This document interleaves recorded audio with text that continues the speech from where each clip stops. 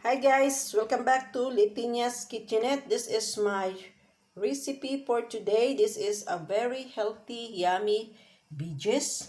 This is a sauted broccoli with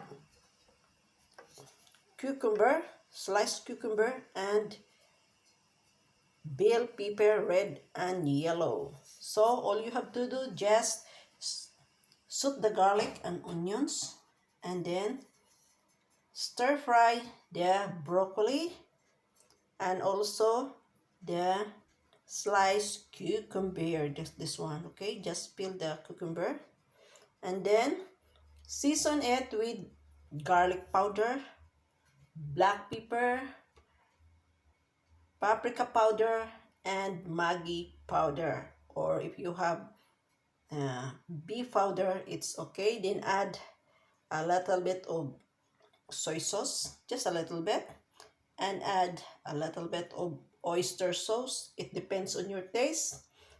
So I'm not adding any more salt because the oyster sauce, the Maggi is already salty. So this food is ideal for the person who has a diabetic and high blood. So this is a very healthy veggies, sauteed veggies, broccoli, and cucumber. So try to cook your cucumber.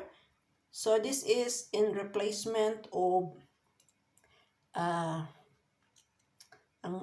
tawag niyan, patula sa atin.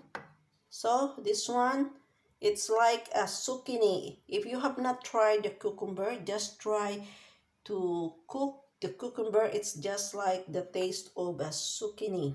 Okay? Then this one, I just added a sausage. This one, I just rolled it like a flower. So just to add the beauty of our presentation for our sauteed broccoli or stir-fried broccoli with cucumber. So this is it. So guys, I hope you like this simple recipe. This is ideal for the diet, for if you are on diet, so you can try this one. And if you have high blood and if you are diabetic, and this is good for you. Me, I am a diabetic, so that is why I'm just cooking mostly veggies and a little bit portion of meat. So this is it. Look at this, guys. Very yummy and healthy broccoli with cucumber and with a slice of sausage.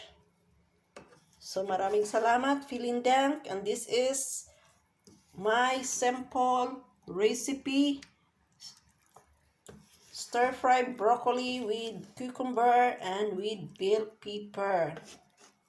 So just try it, guys, and this is very easy to prepare,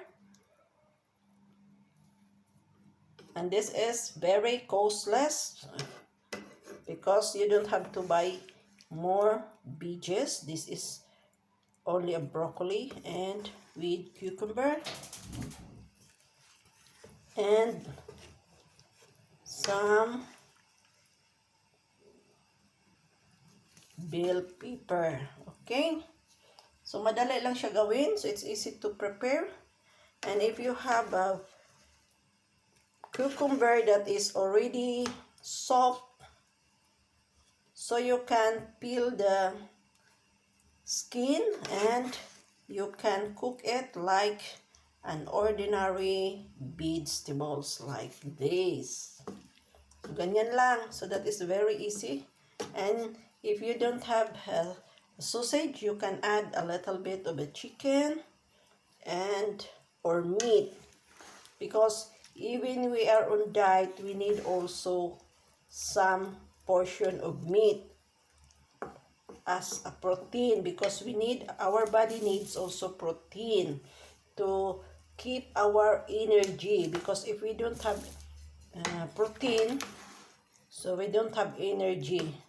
Manghihina tayo if we are on diet, if we are not eating rice. So we need also some portion of meat to be added in our daily daily meal like this. Okay, so as a diabetic, I am always cooking vegetables with a portion of a little meat in order to have a protein. Okay, so thank you so much for watching, and don't forget to like, comment, share this video, and if you are new to Leytenia'S Kitchenette, just do subscribe, and see you in my next vlog.